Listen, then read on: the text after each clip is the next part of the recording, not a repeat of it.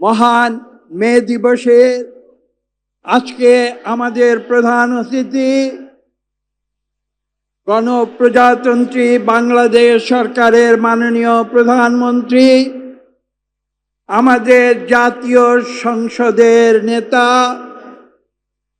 আমাদের বিএনপির চেয়ারপারসন জনাব তারেক রহমান, যিনি দীর্ঘ 17 বছর স্বৈরাচারের বিরুদ্ধে শুধু যুদ্ধ করেননি, তিনি শুধু লন্ডন থেকে আমাদের সেই আন্দোলনে দিক নির্দেশনা দিয়েছিলেন, যার ফলশ্রুতিতে আমরা বিশ্বাস করি সারা বাংলাদেশের ছাত্র জনতা জেগে উঠেছিল এবং এদেশ থেকে স্বৈরাচারকে পরাজিত করেছে।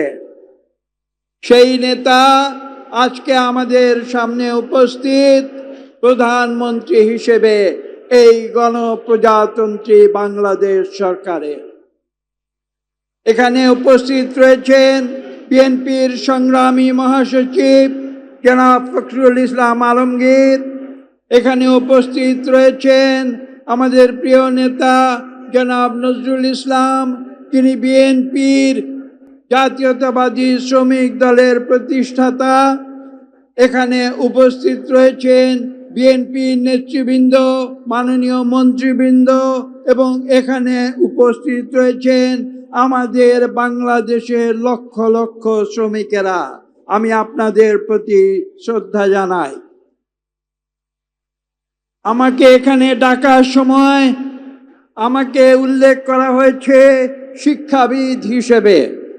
আপনারা জানেন বাংলাদেশে একটি কথা প্রচলিত আছে, শিক্ষকদের বলা হয় মানুষ গড়ার কারিগর।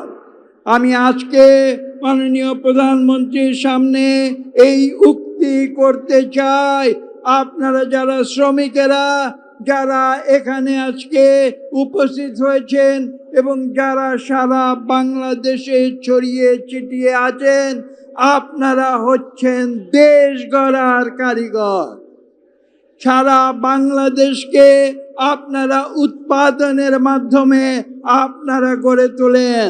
আমি এই প্রসঙ্গে আপনাদের মনে করিয়ে দিতে চাই, আমাদের স্বাধীনতার ঘোষক শহীদ প্রেসিডেন্ট জিয়া রহমান আমাদের যে রাজনীতির কথা স্মরণ করিয়ে দিতেন, তার নাম ছিল উৎপাদনের রাজনীতি।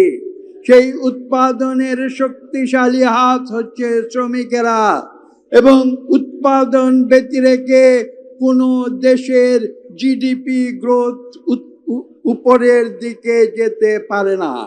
এবং সেই চালিকা শক্তি হিসাবে আপনারা এই বাংলাদেশকে আপনারা গড়ে তোলেন, এবং সেই কারণে সারা বাংলাদেশে আপনাদের সকলে যে যেখানে আছেন, আমি আপনাদের সকলের প্রতি আহ্বান জানাবো, আসুন আমরা জনাব তারেক রহমানের পতাকা তলে আমরা সমবেত হয়ে যে চ্যালেঞ্জ তিনি গ্রহণ করেছিলেন, যে বাংলাদেশকে আওয়ামী লীগ ধ্বংস করে দিয়েছে, সেই বাংলাদেশকে তিনি নতুন করে গড়ে তোলার যে প্রতিশ্রুতি আমাদের দিয়েছেন, আমরা সকলে মিলে সেই প্রতিশ্রুতি পালন করব।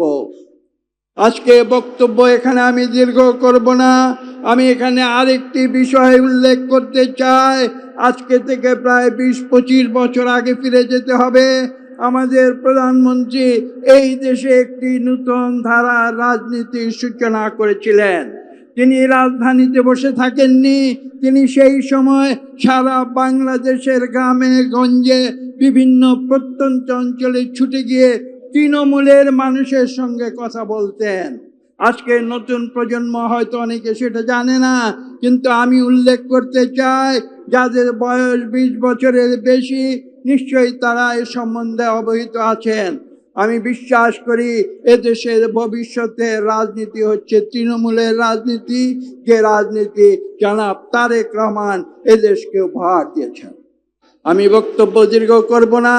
আমি একথা আপনাদের উদ্দেশ্যে বলতে চাই, বিগত মাত্র 2.5 মাসে তিনি বাংলাদেশকে নতুন দিক নির্দেশনা যে দিয়েছেন, সেই পথ অনুসরণ করে আমরা ইনশাআল্লাহ সামনের দিকে এগিয়ে যাব এবং বাংলাদেশকে বিশ্বের বুকে জনাব তারেক রহমানের নেতৃত্বে একটি সম্মানজনক জাতি হিসাবে পুনঃপ্রতিষ্ঠিত করব, যেভাবে একদিন শহীদ প্রেসিডেন্ট জিয়া রহমান এবং বেগম খালেদা জিয়া বিশ্বের বুকে বাংলাদেশের নাম তারা প্রতিষ্ঠা করেছিলেন।